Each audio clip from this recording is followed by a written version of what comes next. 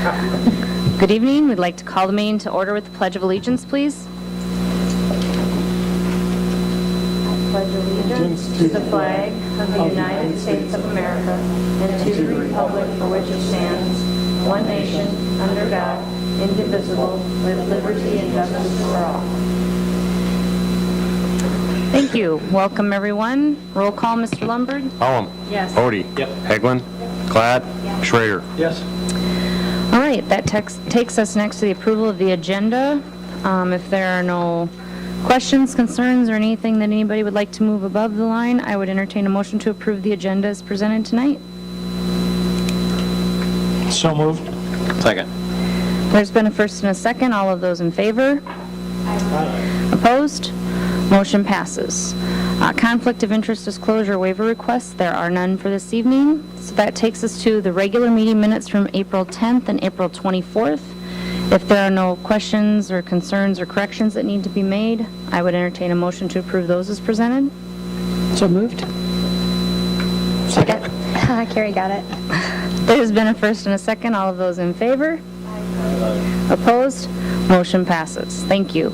No community input tonight, so that takes us to next financial items. Mr. Lundberg.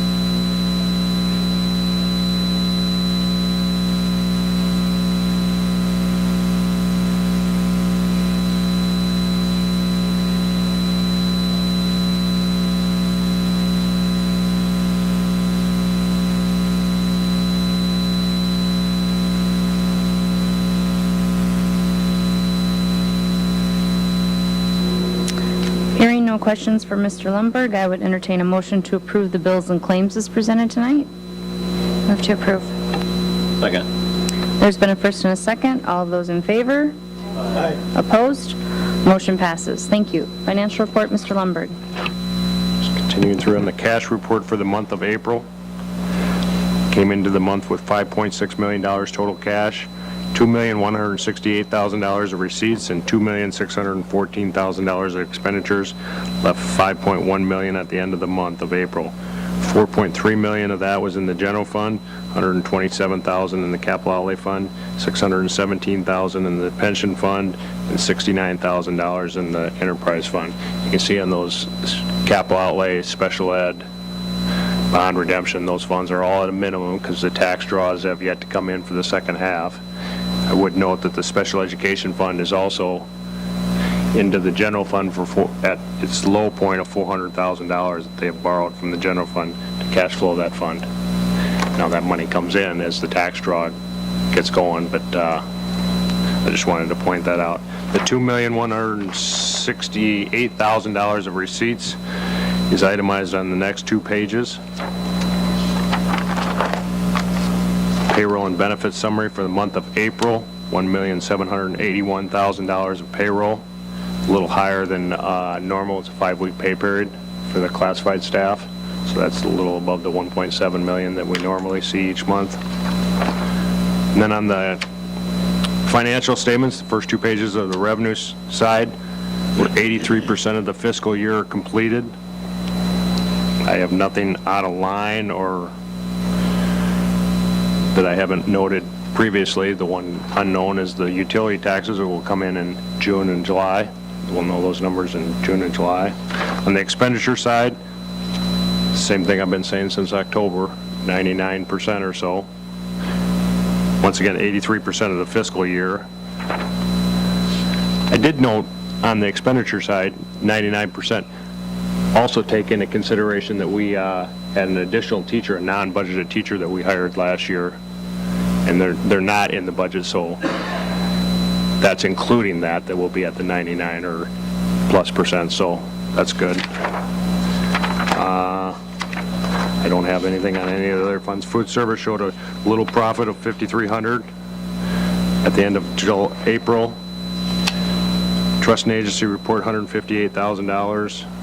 Amounts held for others. Any questions?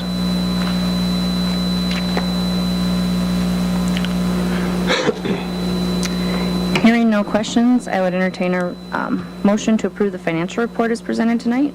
Move to approve financial report. Second. There's been a first and a second. All those in favor? Aye. Opposed? Motion passes. Thank you very much, Mr. Lundberg. Thank you. Next, that takes us to, under general business, our administration reports. Superintendent Larson. Yes. First, I'd just like to provide a quick update regarding the entrance remodel construction project over at the middle school.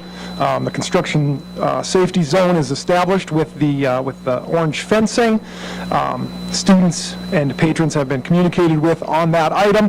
I'd also note that footings and foundation work has been completed for what is going to be the new music room area, and then also the smart lab, and then masonry work has begun on exterior walls on the music room in and of itself. So if you happen to drive by, you can see the masonry work is in progress there. Just want to provide just a timeline on our print shop conversation. Again, evaluation, research, feedback, that's all in progress. Informal presentation this evening. I have an additional meeting scheduled with A&B Business to evaluate budgetary numbers. I will provide another update at the end of May and then potentially seek action in June. A few professional awards. I just want to take a time to note Sarah Darling. Congratulations. She was named the Brandon Valley Teacher of the Year. And then also Jeremy Risty was named the Region 2 Teacher of the Year, so he now can submit application for the South Dakota Teacher of the Year Award. So congratulations to Mrs. Darling and Mr. Risty on their recent accomplishments and accolades. Also, just a quick note on the school board election timeline. Petitions are due Friday, May 12th, and if necessary, a school board election will be on June 20th, 2017. Also want to note, as we've talked a lot about strategic planning over the course of the last 9 months, I would note that the strategic planning survey has been created. It's an open-ended survey asking individuals to submit what they perceive to be strengths of the district, and then also areas for growth and or improvement. That's a critical component of our strategic planning process over the course of the next 16 months. That link will be shared with parents and guardians via school messenger email, will be shared with our staff via email, also communicated to our high school students, and then it's will also be communicated to patrons via the newspaper and then on our web pages. So just a heads up on that. Would like to encourage all patrons and individuals to partake in providing that feedback. And then a few other items I want to note. The purchase of the property on 230 South Split Rock, also known as Dairy Queen, the 180-day redemption period in accordance to IRS law has been completed. We have submitted the certificate of sale and other necessary documents for the purpose of obtaining the deed, so we anticipate receiving that deed in the coming weeks. Smarter Balanced assessment update. Our students have completed the assessments, and we are very proud as the reports have come from our buildings that student effort was outstanding. So we appreciate all the work that our kids do on that assessment, and we applaud them for their great effort. And then one other item I would like to note is the high school graduation, Sunday, May 21st at 2 p.m. A couple of items that I also wanted to just relay a little information on. Our middle school assistant principal position, we're currently in the process of evaluating applicants, and we'll be moving forward in the near future on that hire. I also want to note that at our next meeting, Child Nutrition Services Director Gay Anderson will be here to present on our summer lunch program. that will be piloted this summer. And then also at our next meeting, we will have a preliminary budget presentation by Business Manager Lundberg. Would certainly entertain any questions that you may have.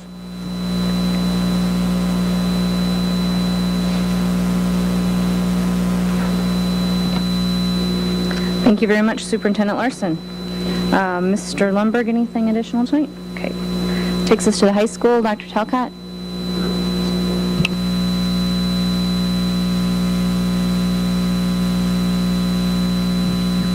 Just a couple of end-of-the-year kinds of things. You've all been on the board a while, so these won't be anything surprising, but just to cover the graduation piece and so forth, the Academic Awards Assembly is set for Wednesday, the 17th, about 9:45, 10 o'clock, something like that. Anyway, all of those students, seniors, it's a senior only. All the kids come, but we recognize only seniors. We are doing the 9 through 11. The last couple of years, we do that on a separate day, and each group gets about a 20-minute blurb with just their grade, and their families are invited. So everybody who has a child who's receiving something, whether it's 9 through 11 or whether it's grade 12, has received communication from the district, from the high school, saying, your kid's going to get something, this is what they're going to get, this is when it is. And so if they choose to come, they sure can, and so forth. But we've tried the last couple of years to condense the Senior Awards Assembly so it's not quite as long and cumbersome and so forth. So this year we're adding into the mix, turning in the senior computers. And so that's this whole process of how do we collect these computers back from the seniors, and then of course they're staggering their way out of here based on whether they are taking Rising Scholars tests, taking no tests, taking all their tests, whatever. So work through those, and then we also have a plan in place for collecting those from the freshmen, sophomores, and juniors. Plan is to have the tech people go through them, and then beginning with the juniors, release them back to them so that they can use them in the summer and so forth. That was kind of the initial plan of the group from day one. Then we're not storing them and so forth, but there are some things we want to check them all, make sure that we have everything, even from the juniors, sophomores, freshmen. We want to make sure that we have all the things. We can take a look at them, see what condition they're in, and then there's some updates and some things that we want to make sure that we get done to those. So that's going to be added into the mix at the end of this particular school year. On Wednesday night, the 17th at 7 o'clock in the PAC, the local ministerium group will be hosting their annual baccalaureate, so you're welcome to come to that as well. Graduation, again, is at 2 o'clock. The doors will open at 1 o'clock, like always. You are welcome to come into the PAC with the seniors if you want. You can watch video with them or whatever. Otherwise, if you will just be ready about 1:45 over near the old gym, that'll be where we'll line up. We'll take them into the old gym, and then you guys will go in first, kind of come up and around like you've done in the past, and then we'll follow. We'll give you a list of grads by alpha to kind of, again, even though we don't have a wheelchair this year, we liked the ramp last year and the way it did and so forth, but to control that flow of people up and down and so forth. If again, just to remind you, if a graduate or their family asks you to give them their diploma and they're not your sequence, go ahead. But if they don't ask you or their family doesn't ask you, then let's just keep it moving with those and so forth. That just will make things, I think, go a whole lot faster and smoother, and it's the largest class we've ever had, and so we're trying to make sure that part of it works. Any questions about graduation, end of the year, things from the high school standpoint? Not a question, but just something to let you know. Unfortunately, I hate to miss the final graduation that I'll be a part of as a school board member, but I had a family death, and we'll be going to a family funeral and memorial on the East Coast that weekend. So I'm very sorry to have to miss it, but I am planning to come to baccalaureate, so I can at least. And then I'll just split it up over. So that will be, you'll have 4 board members there. Thank you for letting me know ahead of time. Yeah. My condolences. Anybody else? No? Okay, thank you. Thank you. Mr. Schleckaway, anything tonight? Okay. Mr. Skibsted? Mr. Babb? No? Okay. Ms. Foster?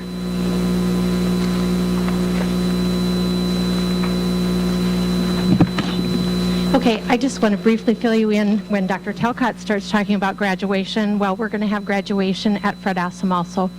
We do our kindergarten graduation, and that will be on the Monday, or not Monday, the Friday afternoon of May 19th.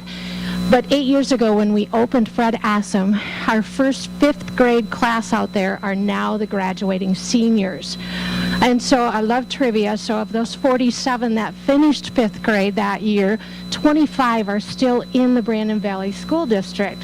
So I've contacted those kids via Dr. Talcott's help, and it's pretty amazing, but I have a lot of kids coming back, and they're going to be part of our kindergarten graduation. So they're coming in their robes, their caps and gowns, and setting kind of being a role model for our little kindergarten students, as well as we want to celebrate their success of graduating high school at this time too. So I hope that this all goes well, and maybe I can make it a tradition moving forward. So just wanted to let you know we're kind of doing something special. Thank you. Mrs. Hayden, anything? Okay. Mrs. Palmer? Mrs. Stotero, anything tonight? Okay. Mr. Henschel? Mr. Marceau? Okay.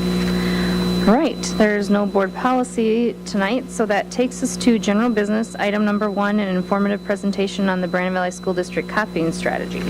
Superintendent Larson.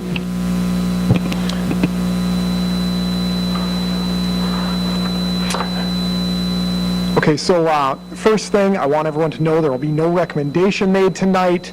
There will be no action sought tonight. This is specifically a presentation to provide information and data regarding our current copying strategy. So the contents of tonight's presentation, basically, we're going to go over what we currently do for our copying strategies. We're going to talk a little bit about current usage and historic usage from both the print shop and then also from our building level. And then we're going to talk a little bit about teacher feedback that we've obtained via survey research, a few budgetary notes surrounding the situations, talk about what are the potential options ultimately, and then ask for any questions from the board, and then also ask if the board would like any additional information as we proceed forward. Like I said, so as the timing of this works, what I would tell you is at our next meeting, once I've been able to obtain a little bit more information on one potential option, I'll provide that information, and then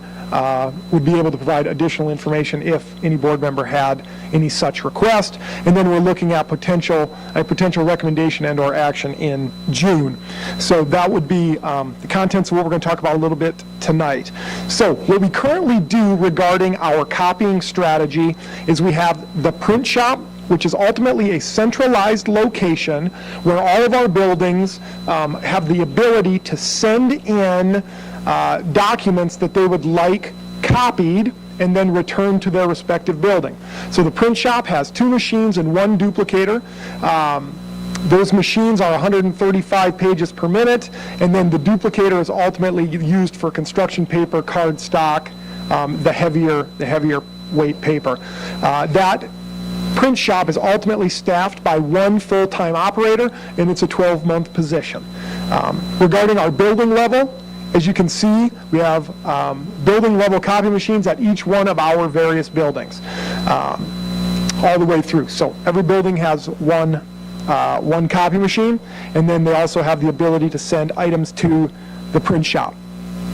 So what I'm going to show you right now is the current usage for the school year 2016-2017. So right now to this month, we're talking about 3 million copies have been made in the print shop, and about 2.8 or 2.9 million copies have been made at the building level.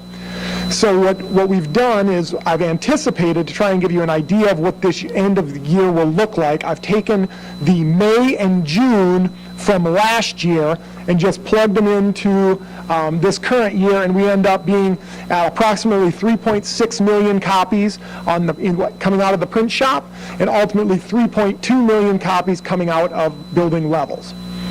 Now, I will tell you in the next few slides, you will see some changes, and I will show you some trends that have occurred over the course of the last 5 or 6 years, and we can all take guesstimations on why that might be.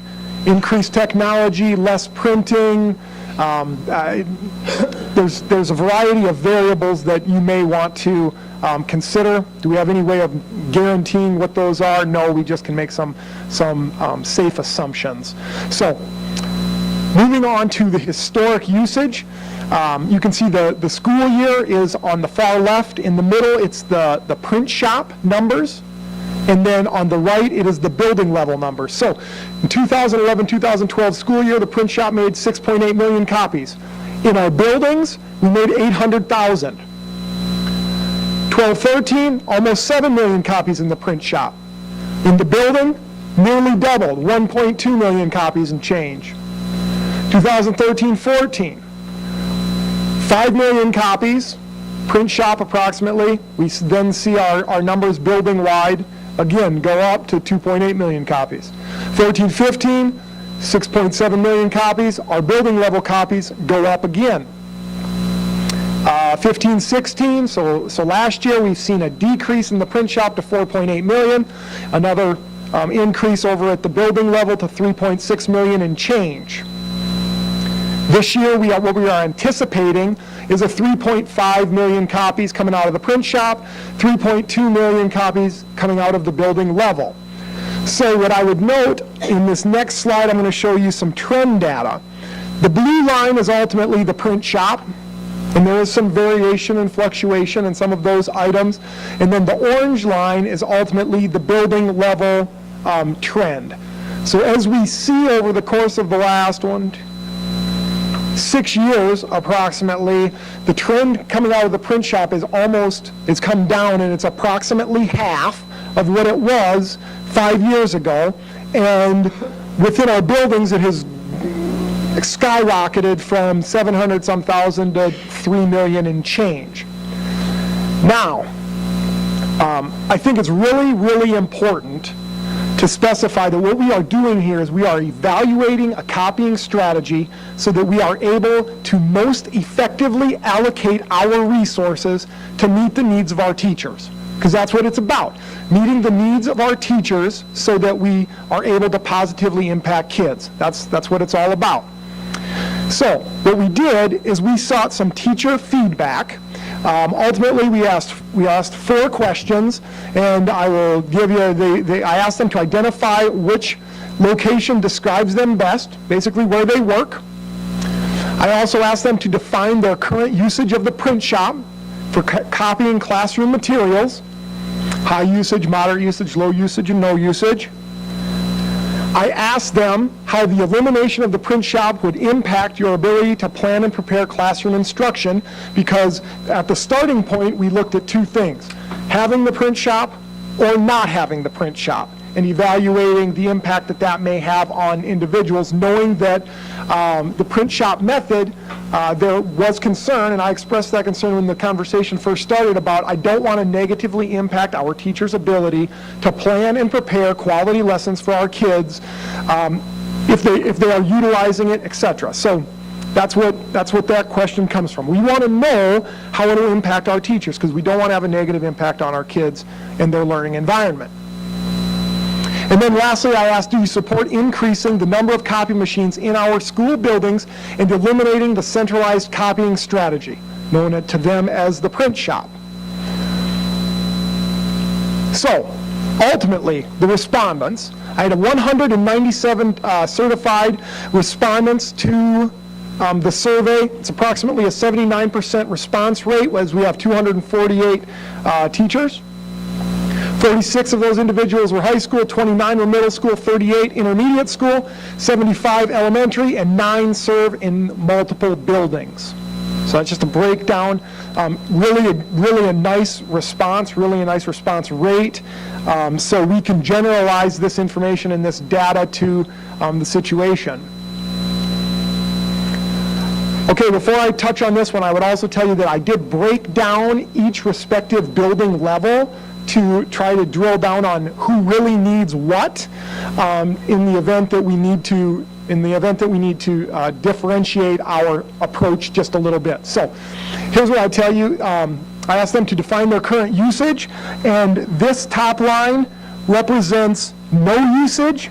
46 individuals responded they did not use it, which is 23%. 66 individuals, which is 33%, responded that they had low usage. Moderate usage, 51 individuals stated that, and then 34 individuals indicated high usage. So 60-40 split, give or take, meaning approximately 60% are saying no usage or low usage, 40% are saying moderate or high usage. How would the elimination of the print shop impact your ability to plan and prepare classroom instruction?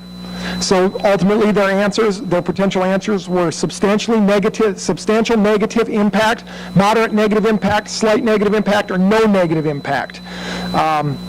Again, you can see the numbers here. 38 responded it would be a substantial negative impact for approximately 20%. 31% said a moderate negative impact for 15%. So again, we can generalize to 65-35. So 35% of teachers said that it would have a moderate to substantial impact. 35% said, no negative impact.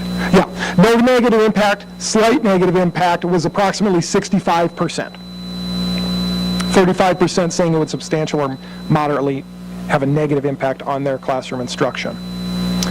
Again, further, do you support increasing the number of copy machines in our school buildings and eliminating the centralized copying strategy? 128 said yes, they support the idea of additional buildings. 67 said no. So again, we're in that 65% support, more copy machines, 35% approximately do not.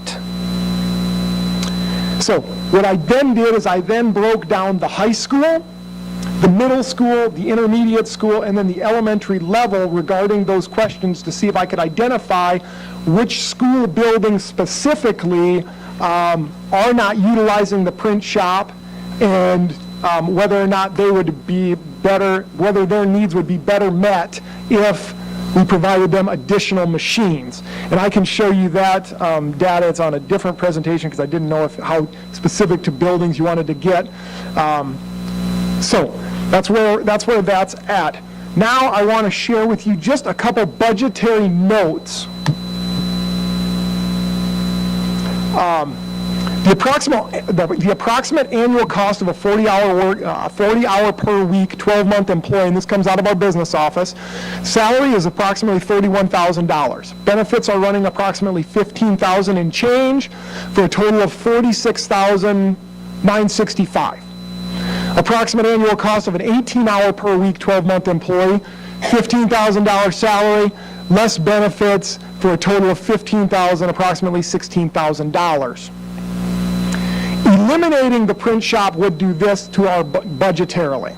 There would be a $5,000 annual savings, $25,000 for the 5-year term.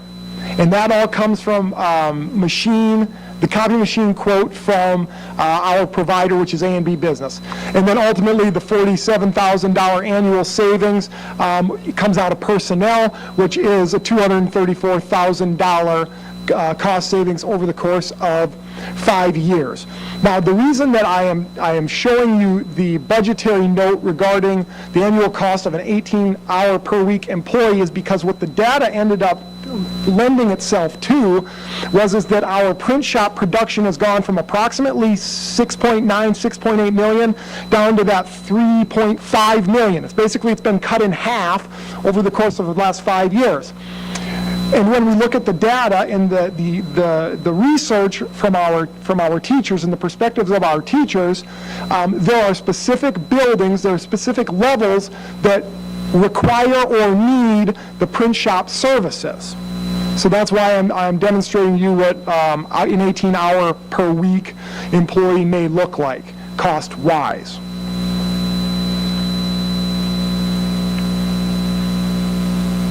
So, potential recommendations. And again, there are no recommendations being made tonight. There will be no action, but I do want to share with you potential recommendations. Ultimately, number one is no change.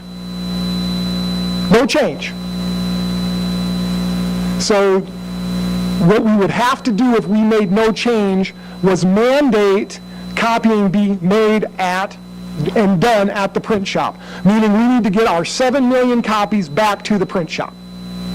Has to happen if that's the choice that we make, which again 65% of our teachers said that they support additional machines in their buildings, et cetera. They would like that. So no change means we would have to mandate print shop usage. Eliminate the centralized copying strategy, which ultimately that cost savings is then afforded to the district, and then we provide additional machines for the building use. Now, the bad part about that is 35% of our teachers identified that there would be a substantial or moderate negative impact to their ability to plan and prepare lessons if we eliminate the print shop. And that is certainly not something that I think is necessarily a good idea. A hybrid approach, and honestly, I did not have any idea when we started this research what we would end up leading ourselves to. At this point in time, I do not have the budgetary equipment information on this approach, meaning increasing machines at the intermediate school and the middle school would be the correct decision in accordance to the data that I have received, building level data that I have received, and I can share that with you if you're interested. And then ultimately, we would find those funds through the reduction of hours of operation in the print shop. And I would note, 6.8 million copies being made 5-6 years ago, we're down to that 3.5 million copies. It's approximately half. So that's an item to note. We have a meeting scheduled with our provider, our vendor, in the coming week to get more information regarding what that equipment would cost. And then the last one is, you asked purchasing of copying equipment, which is a great idea to entertain. However, due to the lease buyout that we currently are in, we could not even evaluate or consider that option until the leases all came up at the same time. Because right now, if we were to buy out our leases, it'd be about $90,000 for us to buy copy machines. So we would have $90,000 on top of the cost of copy machines due to the lease agreement and the buyout clause within that item. Now, in 5 years, we very may likely want to consider purchasing our copying equipment. So those are potential recommendations. If you would like, I can share the building level data or the general level data, or proceed forward. I would certainly ask any questions or entertain any questions you have, and then also request, if you have any requests for additional information, I would certainly be willing to seek that out prior to our next board meeting. Sure. Can you go back one slide, please? So on option number 1, which is no change, that really involves a change, though, because the change would be to mandate print shop usage. So I just want to make sure I understand why, maybe the public should understand why you would want to do that. Is what we're doing right now not working, so there has to be a change? I guess that's kind of the ultimate bottom question.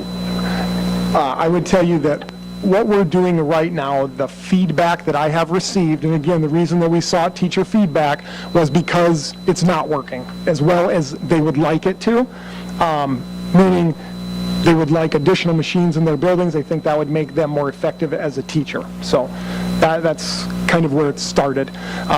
Naturally, we're always evaluating our efficiency regarding dollars and cents and those things. So when we talk about previously being at 6.8 million copies and now being at that 3.5 million copy stage, that presents a situation whereas we need to do one of two things if we want to effectively and efficiently use our resources. So. Jared. My question is, when it was first put in place, the copy print shop, did we have copy machines at each school? Yeah, so my understanding is yes, there has been a copy machine at the buildings, but prior to, they did limit, there was a time, and maybe Paul can speak more specifically to the years, I'm not certain, but they had a limit on teachers for the number of copies they were able to make in their buildings, and obviously they went away with that, I would assume because of feedback from teachers regarding they wanted to make more copies.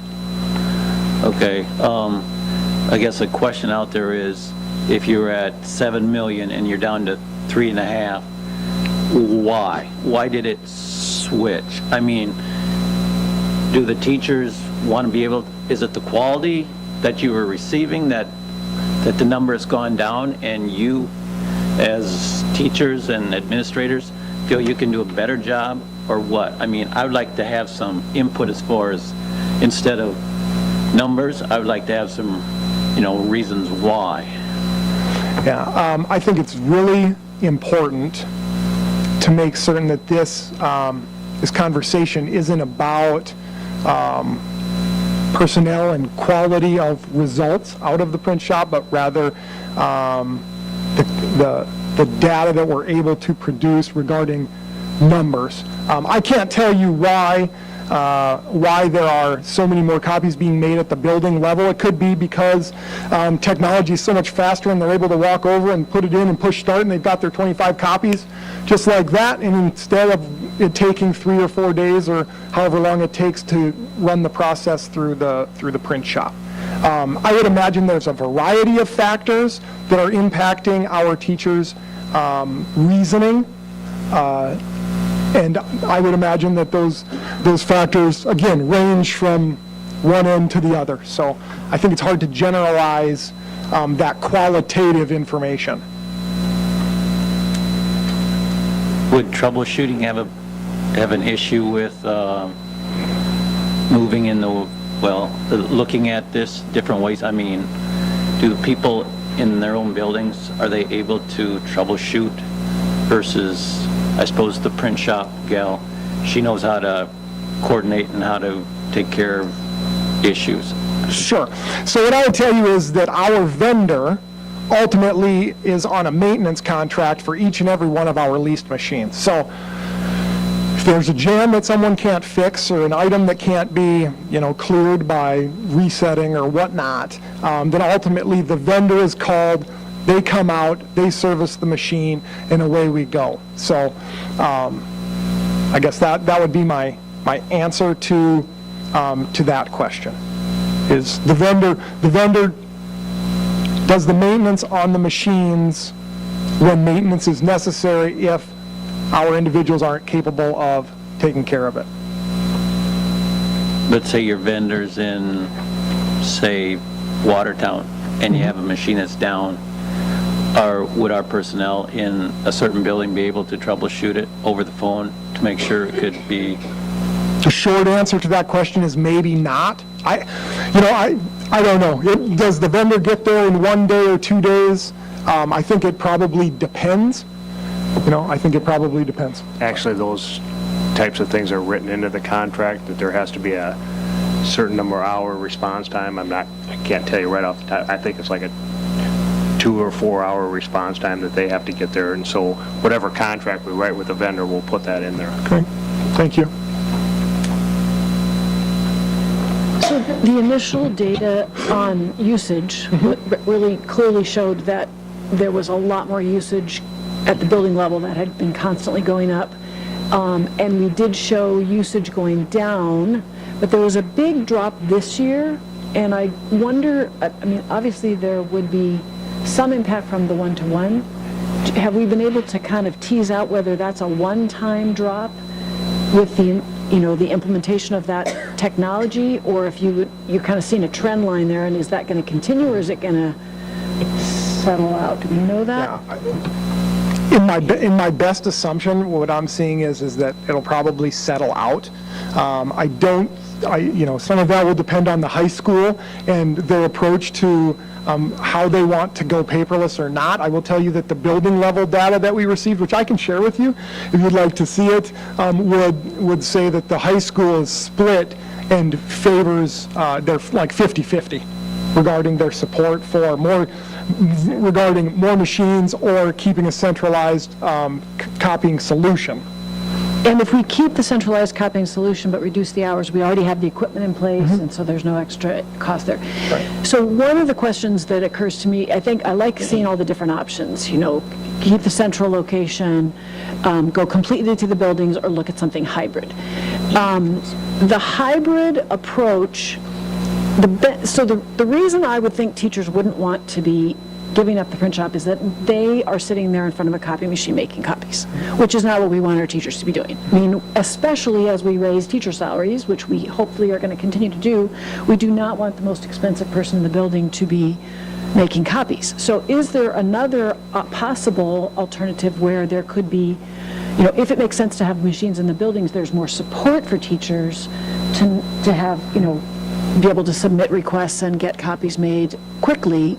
I know this is old data, but it's from my PTA days when one of the issues with the print shop, I think, was just that you had to plan pretty far ahead. You had to get it in and then you didn't get it back for a couple of days. And that's not always practical. So I'm just wondering if there's a way to provide support for the teachers as an alternative, as a potential alternative as well.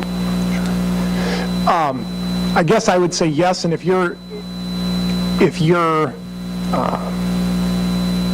suggesting that additional support mean additional machines in the buildings, or if you're additional support meaning additional people? Additional people, or additional somehow time for, whether we have a person who's in a print shop working with things that have been sent into the central print shop, or we have someone who could be in different buildings to provide print support for an hour a day in this building or that. I don't know. Maybe that's not practical. Sure. Given the types of machines that are in the buildings versus central. But I'm just wondering if there's a way to keep from having, if we do go away from a centralized copying strategy, to avoid having more and more of the copying being done by our teachers. Additional personnel is expensive, so that would be my first response to providing additional support specifically to that. Is that's expensive, and budgetarily that would be a real challenge. I would tell you that at this exact moment in time, what I'm looking at is the hybrid approach, which ultimately I hope has the opportunity to best meet the needs of all individuals involved. Meaning those schools and those buildings that say, we want the additional machines, we can get those into the hands of those teachers, all while keeping the print shop a viable option for those many things that it's very effective for. So Dibble screening, the assessment tool that they use for that, they make a tremendous number of copies. Card stock, construction paper for those lower level grades, those are more challenging things to implement in each respective building cost-wise. So I guess what I would say is that the trend that I see within the data would tell me that as it's gone down to approximately half, taking those resources and allocating those to the needs that are clearly expressed by our teachers meets the needs of all involved. Meaning, you still have the ability to use the print shop if you think if you need to. However, if you would rather make your own, we supply you with the equipment and the materials necessary in order to be successful in that approach as well.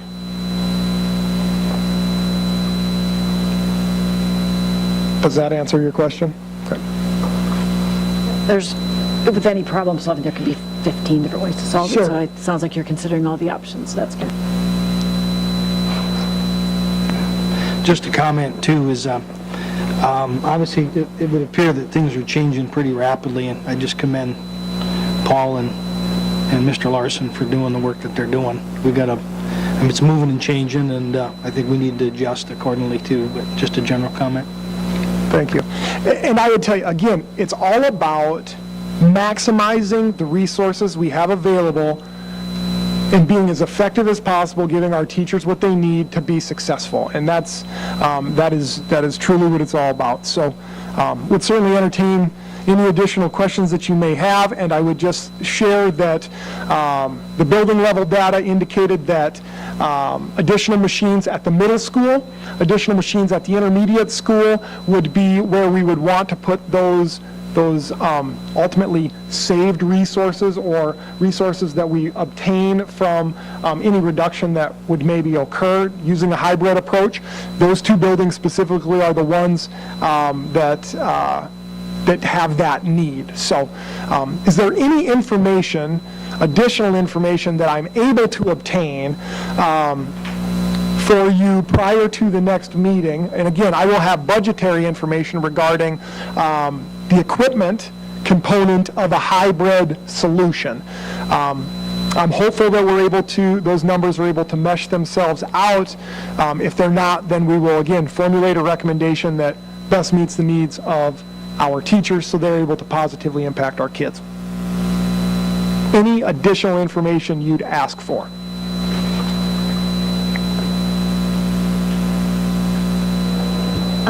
What are we doing to increase technological devices in those two buildings, the intermediate school and the middle school, for next year? I can't remember what the plan was. I know we're not one-to-one yet, but were we going to try to bring in a bigger influx of computers to those two buildings?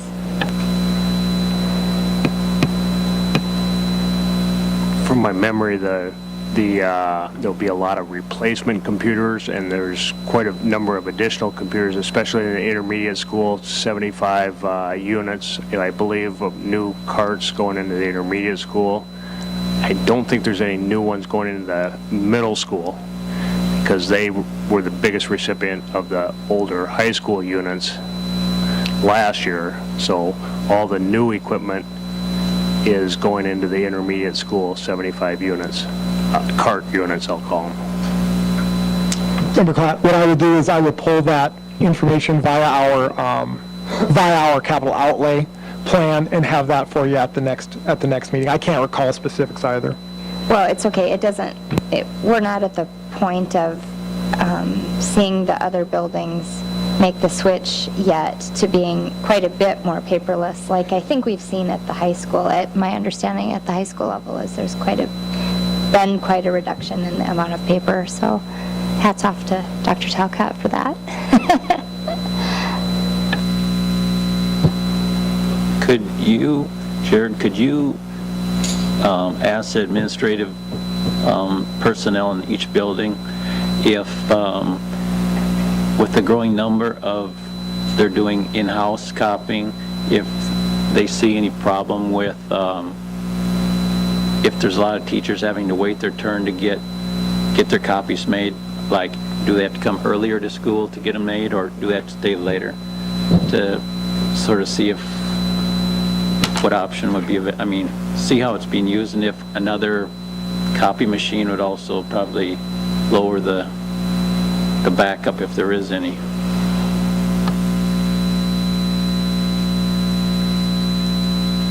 And I think it's really critical to note that regardless if you have a centralized copying strategy, print shop method, or whether or not you only have copy machines in your buildings, undoubtedly you still have to plan ahead of schedule. You can't show up at 7:45 on Monday morning and have a test at 8:05 and expect to be able to make 30 copies on the copy machine. I mean, that's not going to be, that's not reasonable. It doesn't eliminate, additional machines in buildings doesn't eliminate the need to plan and prepare ahead of time. Again, I think it's just the preference that our teachers and maybe our specific levels have regarding how they make copies for classroom instruction. So, How are print jobs submitted to the print shop? Are they submitted electronically? Do you send a PDF to be printed, or are they? no, my understanding is that there is a multicolored, like, carbon copy item, so you would send one document with that, and that's the process that they utilize, yeah.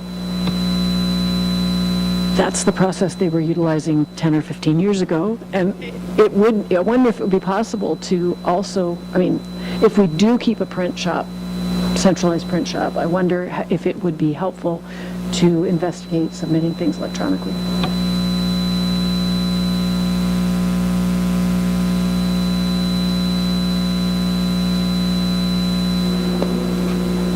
Any further questions, or if we think of one after the fact, we can email? Okay. So, If no further questions, thank you very much, Superintendent Larson. We will move on to, under general business items, consent items 1 and 2. I would entertain a motion to approve those as presented tonight. So moved. Second? There's been a first and a second. All those in favor? Opposed? Motion passes. Thank you. That takes us to personnel. We have items 1 through 17. I would entertain a motion to approve those as presented. Move to approve personnel items 1 through 17. Second? There's been a first and a second. All those in favor? Opposed? Motion passes. Thank you. There are 3 items there under information only, a couple maternity leaves and a transfer. Communication. Looks like there are some building permits there for our review. Also, under Board of Education, we have 4 thank yous to review. That would be great. That takes us to board reports. Under formal board reports, does anyone have one that they would like to present tonight? Not necessarily a formal report, but I should take a minute to mention that Sue Hegland has been a faithful servant to the Student Activities Curriculum and Technology Committee for many years, not just going to the once-a-month meetings, but being someone, in my opinion, who has been a provider of valuable input to that meeting, and her knowledge and wisdom will be missed on that committee next year. Sorry. Thank you. Sorry. But at any rate, that'll be a committee seat that we'll need to look at filling with an additional school board member. Hopefully that would be someone who would plan to sit on the board for a longer amount of time rather than someone whose term is going to be up in another year. Thank you for that. Actually, Sandy, you bring up a very good point. So I think in the past few years under formal board reports, I think I can say this, but I've sort of taken requests for board, which I want to express thanks for, because without being able to be on some of these committees for a longer period of time, like EDEC, we've been able to see some of these changes through and things that we've needed to see. So think about what board committees you'd like to be on next year, and once our new board member's on, we'll let he or she decide, and we can mentor them in that capacity too. So thank you for bringing that up. And hearing no other formal reports tonight, there's some travel reports for you to review. That takes us to the end of our agenda. I would entertain a motion to adjourn. Move to adjourn. Second. There's been a first and a second. All those in favor? Opposed? Motion passes. Thank you very much for coming.